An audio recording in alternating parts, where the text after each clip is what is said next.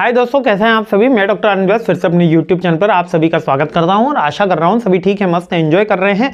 आपको सारी चीज़ें समझ में आ रही होगी। टैलेंट मैनेजमेंट का अंतिम प्रहार की सीरीज चल रही है। 8 मोस्ट इंपोर्टेंट क्वेश्चन पर मैं आ गया हूं। आधी सीरीज कंप्लीट हो गई है और आइए 8वां क्वेश्चन देख लेते हैं। HRP के बारे में पूछा गया है कि ह्यूमन रिसोर्स जो प्लानिंग होती है कि आज 2025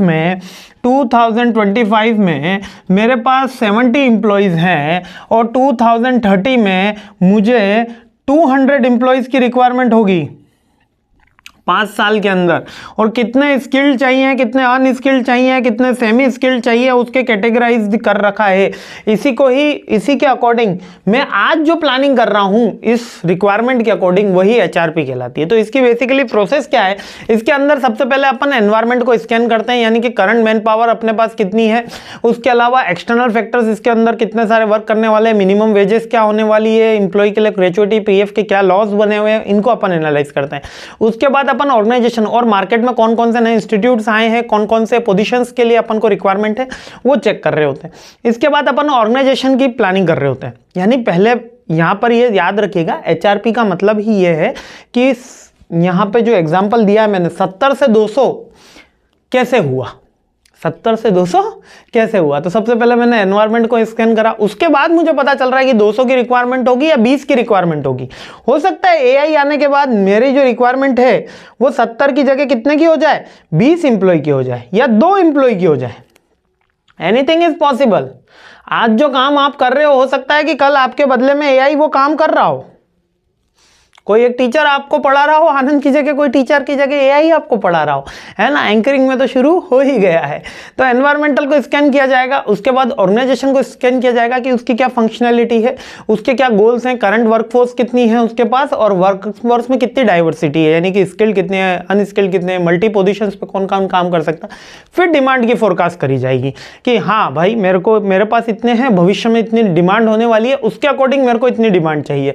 फिर उसमें मैं बिजनेस का प्रोजेक्शन करूंगा। फिर वर्कलोड का एनालिसिस करूंगा कि एक एम्प्लॉय को 7 जनों का काम करना है, 7 एम्प्लॉय को 1 जने का काम करना है, ऐसा बोलने का, क्योंकि कॉर्पोरेट के अंदर तो ऐसा ही होता है।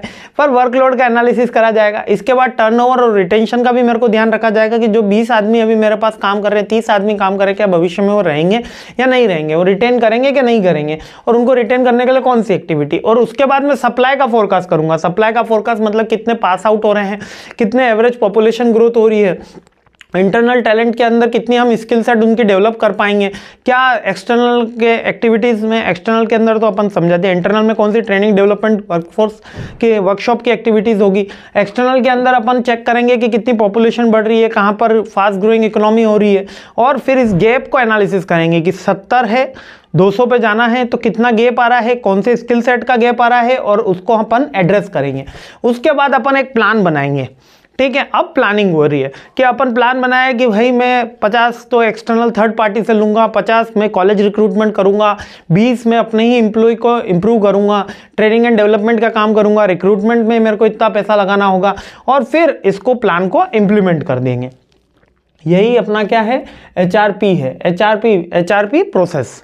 ठीक है, ह्यूमन रिसोर्स प्लानिंग की क्या क्या प्रोसेस, यानी कि अगर मेरे को 20 से 70 से 200 पे जा रहा हूं तो उसकी क्या प्रोसेस है। सबसे पहले इंटरनल एनवायरनमेंट एक्सप्लेन है, फिर ऑर्गेनाइजेशन का एनालिसिस करूंगा, फिर डिमांड के बारे में फोरकास्ट करूंगा, डिमांड के बारे में कहते हैं कितने की रिक्वायरमेंट आने वाली है, फिर सप्लाई के बारे में कि कितने लोग अवेलेबल होने वाले हैं, फिर उसका गैप का एनालिसिस करूंगा, फिर गैप को फुलफिलमेंट करने के लिए स्ट्रेटेजी यानी प्लानिंग बनाऊंगा। ठीक है, स्ट्रेटेजिक मैनेजमेंट में इसको स्ट्रेटेजी बोल लेते हैं, तो यहाँ पे प्लानिंग बोल लेते हैं। फिर उस प्लानिंग को इंप्लीमेंट करूंगा, और रेगुलर रिव्यू मॉनिटरिंग का पॉइंट तो आप लिख ही सकते हो। ठीक है, समझ में आ गया होगा। बहुत सिंपल क्वेश्चन है लेकिन रिपीटेटिव वन है। चलिए आगे बढ़ते हैं, सीरीज आगे बढ़ाते हैं। जय हिंद।